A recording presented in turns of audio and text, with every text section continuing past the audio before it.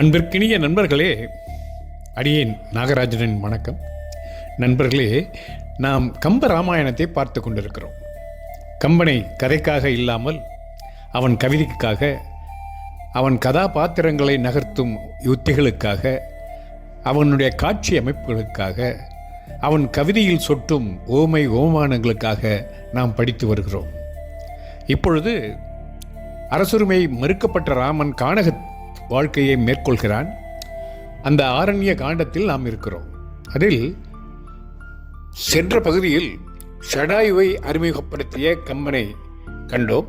இப்பொழுது சடாயுவிடம் ராமலக்குவர்கள் எப்படி தொடர்பு கொண்டு என்ன பேசுகிறார்கள், அடுத்த விளைவு என்ன என்பதை பற்றி இந்த பகுதியை பார்க்கவிருக்கிறோம்.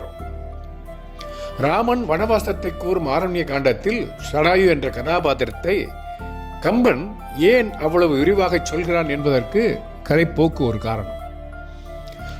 இந்த சடாயு ஒரு கழுகு வடிவம் கொண்ட ஒரு பெரும் வலிமை உடையவன் என்பதை நாம் பார்த்தோம். அவன் மலை உச்சியில் உட்கார்ந்திருக்கிறான். தொலைவில் வரும் ராம லக்குவ சீதையரை பார்த்து, இவர்கள் யார், இந்த காட்டில் இவர்களுக்கு என்ன வேலை என எண்ணுகிறான். அதை கம்பனுடைய வரிகளில் பார்ப்போமா? காமன் என்பவனையும் கண்ணின் நோக்கினேன், தாமரை செங்கன் இத்தடக்கை வீரர்கள் பூமறு பொலங்கழற் பொடியினோடும் ஒப்பு ஆம் என அறிகிலேன், ஆர்கொலாம் இவர். அதாவது காமன் என்பவனையும் மன்மதன் அழகில் சிறந்தவன் என்று சொல்லப்படுகின்றவனையும் கண்ணின் நோக்கினேன், நான் கண்ணால் பார்த்திருக்கிறேன். தாமரை செங்கன் இத்தடக்க வீரர்கள், தாமரை இதழ் போன்ற சிவந்த கண்களையும் நீண்ட கைகளையும் உடைய இந்த வீரர்களின் பூமறு பொலங்கழல் பொடியினோடும் தாமரை மலர் போன்ற பொற்பாதங்களை ஒட்டிய தூளியோடும் ஒப்புவாம் என அறிகிலேன். ஒப்பாவான் என்று அறிகின்றேன் இல்லை. அந்த காமன் கூட இவர்களின் அழகிற்கு ஈடு இணையாக மாட்டான். இவர் ஆர்குலாம், இந்த வீரர்கள் யாவரோ? மேலும் கூறுகிறான், கருமலை செம்மலை அணைய காட்சியர் திருமகிழ் மார்பினர் செங்கன் வீரர்தாம், அருமைசை குணத்தின் என் துணைவன் ஆழியான் ஒருவனை இருவரும் ஒத்துலரோ. என்ன ஒரு இந்த பாடலிலே தான் தன்னுடைய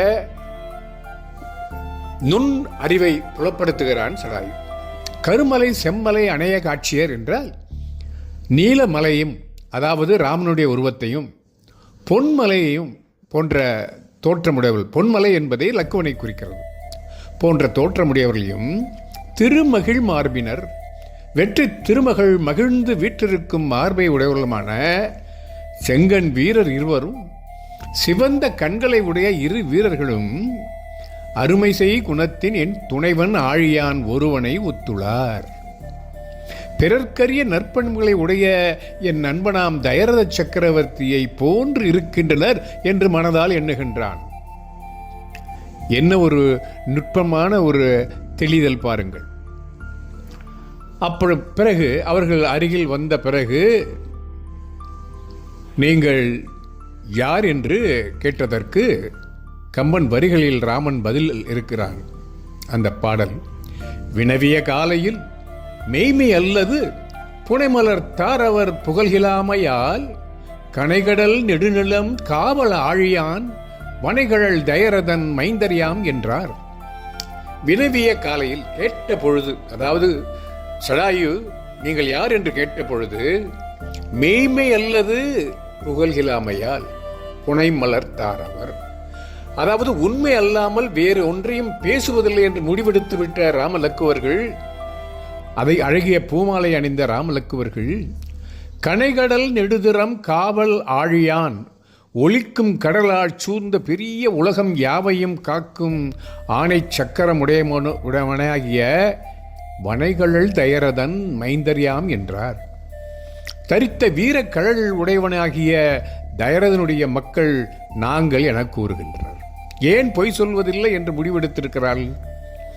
ஏனென்றால் இப்பொழுது கானகத்தில் இருக்கும்போது எதையாவது சொன்னால் அது தவறாகிவிடக் கூடாதே என்பதற்காக பொய் சொல்லக்கூடும். ஆனால் இவர்கள் அப்படி அல்ல. என்று சொல்ல வருகிறான் கம்பன்.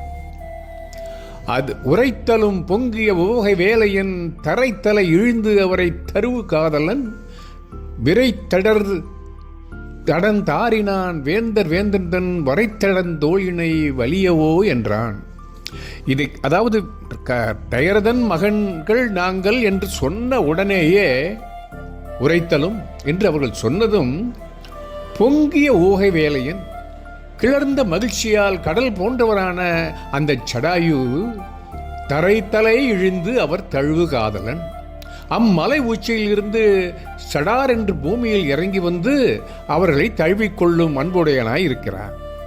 விரைத்தடந்து ஆறினான் மனம் பொருந்திய பெரிய மாலை அணிந்தவனாகிய வேந்தன் தன் அரசர்க்கு அரசனான தயரதனின் வரைத்தடந்தோள் இணை வலியவோ என்றான். மலை போல அகன்று விளங்கும் தோள் இரண்டும் வலியவனாக உள்ளவனா அந்த வலியனா, அதாவது நன்றாயிருக்கிறானா தயரதன் என்று கேட்டார். தயரதன் மைந்தர் என கேட்டதுமே சடாயு தன் நண்பரின் இனிய வாழ்வு பற்றி வினாவினார் என்க. அரசரின் முறையால் தோள் இணை வலியவோ என்று கேட்கிறார். பகைவர்களை அழித்து உலகை பாதுகாக்கும் பொறுப்பை அரசர்களின் தோள்கள்தானே, அதனால் அப்படி கூறுகிறான். அதன் பின்னும் அவன் சொல்லுவான், மறக்கமுற்றாத தன் வாய்மை காய்த்து அவன் துறக்கமுற்றான் என ராமர் சொல்லலும் இரக்கமுற்றான் என ஏக்கம் எய்தினான், உறக்கமுற்றான் என உணர்வு நீங்கினான். மேலும் ராமன் தன்னுடைய என்ன எப்படி இருக்கிறான் என்று கேட்டவுடன் அடக்க முடியாத துக்கத்துடன் அவன் தன்னுடைய பதிலை சொல்கிறான். அவன் மறக்கமுற்றாத தன் வாய்மை காத்து துறக்கமுற்றான். தயரதன் மறக்கக்கூடாதான தமக்குரிய வாய்மையை நேர்மையை பாதுகாத்து சொர்க்கம் அடைந்தான் என்று ராமன் சொல்லலும் என்று ராமன் கூறியதும் இரக்கமுற்றான் என ஏக்கம் எய்தினான். தயரதன் மரணமடைந்து விட்டானா என பெரிய ஏமாற்றத்தை அடைந்து உறக்கமுற்றான் என உணர்வு நீங்கினான். தூக்கத்தில் ஆழ்ந்தவன் போல அறிவு நீங்க பெற்றான், மயக்கமுற்றான் என்பதை சொல்ல வருகிறான். தயரதன் இறந்ததை காரணத்தோடு ராமன் கூறியதும் சடாயுவு பெருந்துன்பமுற்றான், அறிவுணர்வு சேர்ந்தார் என்பதாம். தயரதன் வாய்மை காத்து அதனால் உயிர் துறந்தான் என்று கேட்டதும் ஏக்கம் ஏமாற்றம் அடைந்து தயரதன் சடாயுடன் முன்னர் நீ உடல் நான் ஆவி என்று சொல்லியிருக்கிறாராம். அதை நினைவித்து கொண்டு சடாயுவுக்கு ஏமாற்றம் ஏற்பட்டது என்று இங்கே கருதலாம். தழுவினர் இழுத்தினர் தடக்கையால் முகம் கழிவினர் இருவரும் கண்ணின் நீரினால் வழுவிய இன்னுயிர் வந்த மன்னனும் அழிவுறு நெஞ்சினன் அரட்டினரோ. அதாவது தயரதன் இறந்தான் என்று கேட்டதும் மயக்கமுற்ற அந்த சடாயுவை ராம லக்குவர்கள் எடுத்து தங்கள் மார்போடு இருத்து தழுவிக்கொண்டார்களாம். இருவரும் தடக்கையால் தழுவினோர் எடுத்தனர். பெரிய கைகளால் தழுவி இழுத்தவர்களாய் கண்ணின் நீரினால் முகம் கழுவினர். கண்ணீரால் பெருக சடாயுவின் முகத்தை தண்ணீர் விட்டு கழுவினார்களாம். அந்த அளவிற்கு தன் கண்ணீர் பெருக்காம். வழுவிய இன்னுயிர் வந்த மன்னனும் நீங்கியது என கருதப்பட்ட இனிய உயிர் திரும்பவும் வரப்பெற்ற கழுகரசனும் அழிவுறு நெஞ்சினன் அரட்டினன். மனம் அழிந்தவனாய் பின்வருமாறு வாய்விட்டு புலம்பினன் என்று சொல்ல வருகிறான். தயரதனின் மரணத்தை கேட்ட ஜடாயு தன் உணர்வு நீங்க பெற்றான், மயக்கமுற்றான். அவரை தழுவி எடுத்து தம் கண்ணீரால் நீராட்டுகிறார்கள் ராமலக்குவர்கள். அவர் அவ்வாறு ஆவண செய்ததால் சடாயுவுக்கு மூர்ச்சை தெளிந்து உணர்வு வந்தது. மீண்டும் தம் நண்பன் இறந்த துன்பம் பெருக அவர் புலம்பலாகிறார். எப்படி புலம்புகிறார் பாருங்கள்.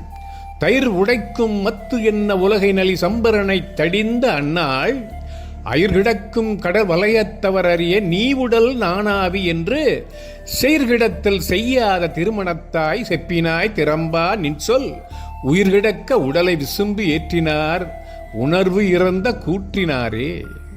என்ன அருமையான பாடல் பாடுங்கள். செயற்கிடத்தல் செய்யாத திருமணத்தாய், குற்றம் சிறிதும் தங்காத அழகிய மனதை உடையவனே, தயிர் உடைக்கும் மத்து என்ன தயிர்கட்டியை உடைத்து சிதறச் செய்யும் மத்து போல உலகை நலி சம்பரனை தடிந்த அந்நாள் உலக உயிர்களை வருந்திய சம்பராசுரனை வெற்றி வீழ்த்திய அன்று அயிர் கிடக்கும் கடல் வளையத்தவர் அறிய, நுண்மணல் படிந்து கிடக்கும் கடல் சூழ்ந்த இந்த உலகினர் அறியுமாறு நீ உடல் நானாவி என்று செப்பினாய். நீ உடல் என்றும் நான் உயிர் என்றும் கூறினாய். நின் சொல் திறம்பா உன்னுடைய அச்சொற்கள் மாறுபடும்படி உயிர் கிடக்க உடலை விசும்பு ஏற்றினார். இந்த உயிர் இம்மண்ணில் இருக்க, அதாவது நான் உயிர் என்று சொன்னாயே, நான் இங்கு இருக்க உடம்பாகிய நீ தயரதனே நீ விண்ணில் கொண்டு போனார்களே. யார்? உணர்வு இறந்த கூட்டினார். அறிவில்லாத யமனை உணர்வு இறந்த கூட்டினார் என்று கம்பன் விളിக்கிறார். சம்பரனை அழித்த போது சடாயு தயரதனுக்கு உதவியதால் நீ உடல் நானாவி எனக் கூறினான். அது எண்ணிய சடாயு உலகில் யமன் உயிரை கொண்டு உடலை விட்டு செல்லும் இயல்புக்கும் மாறாக உயிரை விட்டு உடம்பாம் தயரதனை கொண்டு சென்றது எண்ணி வருந்துகிறார். யமனின் அறிவற்ற செயலை எள்ளி நகையாடுவது போல் இருந்தாலும் தன்னுடைய ஏமாற்றத்தை எப்படி வெளிப்படுத்துகிறார் சடாயு. பிறகு தான் யார் என்பதை சொல்கிறார். அருணன் தன் புதல்வன் யான், அவன் படரும் உலகு எல்லாம் படர்வேன். ஆழ் இருள் மொயம்பு கிடத் துறந்த தயாரதற்கு இன்னுயிர் துணைவன் இமையோரோடும் வருணங்கள் வகுத்திட்ட காலத்தே வந்துதித்தேன் கழுகின் மன்னன் தருணம் கொள் பேர் ஒளியீர் சம்பாதியின் பிறந்த சடாயு என்றார். தருணம் கொள் பேர் ஒளியீர் என்றால் இளமை பூண்ட பெரும் ஒளியுடையவர்களே, யான் அருணன் தன் புதல்வன். நான் அருணனது மகன். அவன் படரும் உலகு எல்லாம் படர்வேன். அவன் செல்லும் உலகங்களுக்கெல்லாம் செல்லும் ஆற்றல் உடையவன். ஆழி இருள் மொயம்பு கிட திறந்த தயர்தற்கு என் உயிர் துணைவன். ஆணை சக்கரத்தை கொண்டு பகையிரளின் வலிமை கிடும்படி செலுத்திய தயரதனுக்கு இனிய உயிர் நண்பன். இமையோரோடும் தேவர்களோடு வருணங்கள் வகுத்திட்ட காலத்தே வந்துதித்தேன்.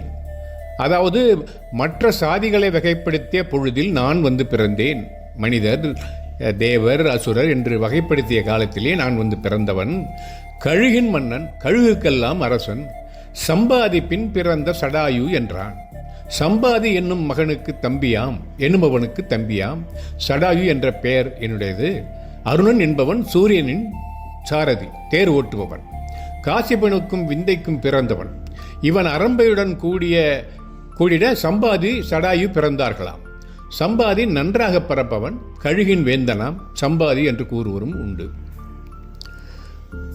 இதற்கு பிறகு மறிவ இனிய குணத்தவரை சிறு இறகால் உரத்தழுவி மக்கால் நீரே உரிய கடன் வினையேற்கும் உதவுவீர். உடல் இரண்டுக்கு உயிர் ஒன்று ஆனான் பிரியவும் தான் பிரியாதே இனிது இருக்கும் உடல் புறையாம் பீழை பாராது எரியதனில் இன்றே புக்கு இரவனேல் இத்துயரம் மறைவேன் என்றான். பின் அந்த சடாயு மேலும் கூறுகிறான், மறுவ இனிய குணத்தாரை இரு சிறகால் உரத்தழுவி. தழுவருக்கு ஏற்ற இனிய பண்புடைய ராம லக்குவர்களை தம் இரண்டு சிறகு காலம் நன்றாக அணைத்துக் கொண்டு, மக்காள் நீரே உரிய கடன் வினை ஏற்கும் உதவுவீர். என் மக்களே, நீங்கள்தான் தீவினை செய்த எனக்கு உரிய இறுதி கடன்களை செய்துள்ள வேண்டும். உடல் இரண்டுக்கும் உயிர் ஒன்று ஆனான் பிரியவும். இரண்டு உடல்களுக்கும் ஓருயிரான என் நண்பன் தயரதன் உயிர் பிரியவும் தான் பிரியாதே இனிது இருக்கும் உடல் புறையாம். நான் மட்டும் இரவாமல் இனிதே வாழ்ந்திருக்கும் என் உடலை சுமப்பது பெரும் சுமையாகும்.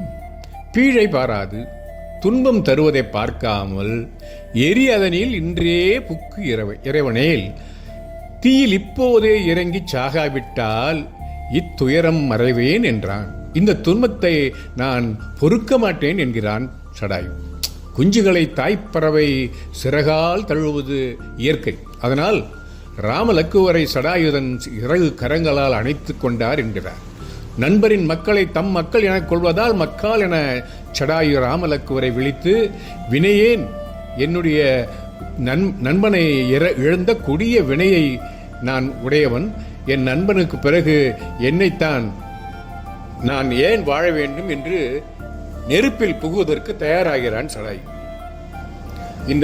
இந்த செயல் சடாயுவின் உயர்ந்த நட்புக்கு ஒரு அறிகுறி. சடாயு எரியில், அதாவது நெருப்பில் வீழ்ந்தானா, என்ன செய்தார்கள் என்பதை நாம் அடுத்த பகுதியில் காண்போம் என்று கூறி உங்களிடமிருந்து விடைபெறுகிறேன். அடுத்த பகுதியில் சந்திப்போம். நட்புடன் நாகராஜன். வணக்கம்.